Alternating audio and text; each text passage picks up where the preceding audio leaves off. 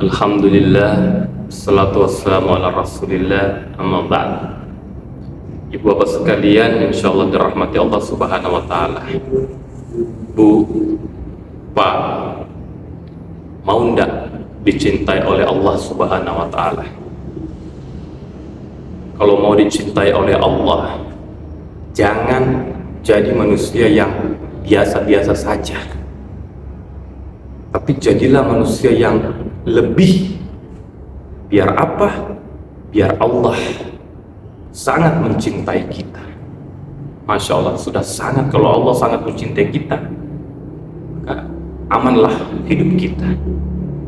Nah, pertanyaannya sekarang, ya bagaimana sih model orang yang dicintai Allah itu? Dalam sebuah riwayat ada 3 diantaranya, yaitu orang yang senang membantu, orang yang ringan tangan membantu saudaranya, senang dia bersedekah kepada saudaranya, berinfak kepada saudaranya. Itu orang yang dicintai Allah subhanahu wa ta'ala. Dan memang kalau kita bantu saudara kita, Pak, kita bantu saudara kita, Bu, insya Allah pasti Allah akan bantu kita juga. Wallahu fi aunil abdi ma kana abdu fi aunil akhi. Kalau seorang hamba itu membantu saudaranya, maka pasti Allah tidak akan diam. Dia pun akan dibantu oleh Allah subhanahu wa ta'ala. Ringan tanganlah kita membantu orang, ringan tanganlah membantu saudara kita. Tapi ada yang lebih dahsyat lagi, yang lebih dicintai oleh Allah, ketika dia itu tidak terlalu kaya, dia sederhana hidupnya, tapi senang membantu.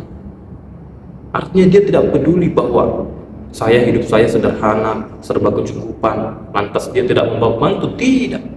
Justru dengan kecukupannya itu, dia makin rajin menolong orang. Ini yang lebih dicintai oleh Allah. Bisa jadi, Pak, orang yang cukup hidupnya bersedekah 10.000, itu lebih Allah suka dibandingkan orang kaya yang bersedekah 1 juta. Mengapa? Karena bagi orang miskin, orang yang cukup itu 10.000 itu sangat berharga.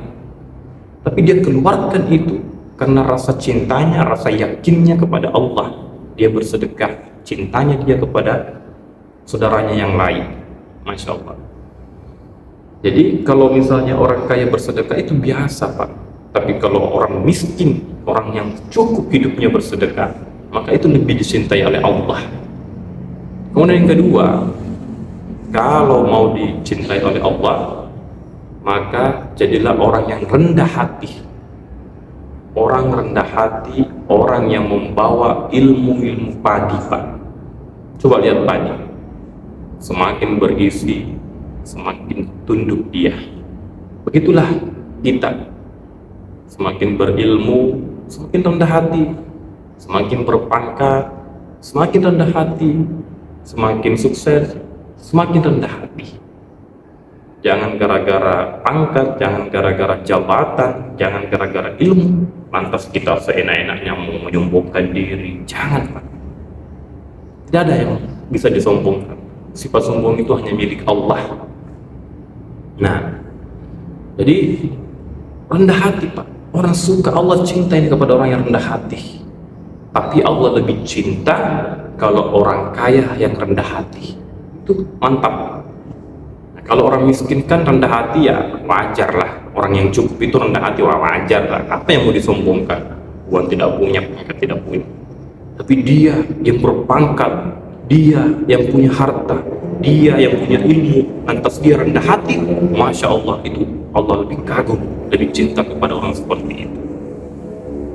Nah, jadi rendah hati.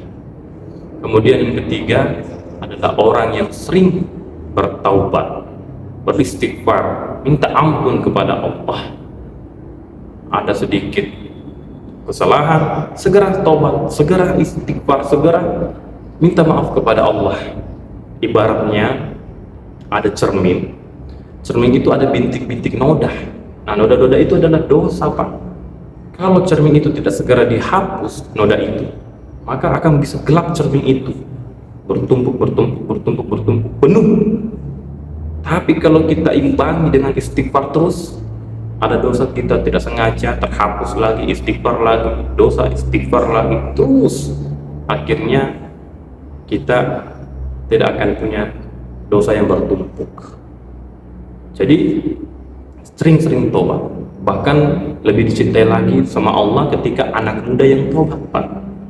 Kalau orang tua rajin ibadah, orang tua yang bertaubat itu wajar, karena memang sudah umurnya.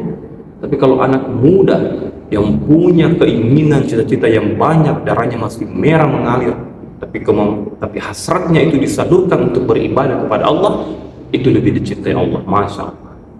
Semoga ibu bapak kalau mau dicintai Allah, ini saja kuncinya. Kita ringan tangan bantu orang, kita rendah hati kepada setiap orang, dan kita sering bertobat istighfar kepada Allah Subhanahu wa Ta'ala. Semoga bermanfaat buat sekalian, karena sudah waktu juga. Wallahu a'lam bishawab. Assalamualaikum warahmatullahi wabarakatuh.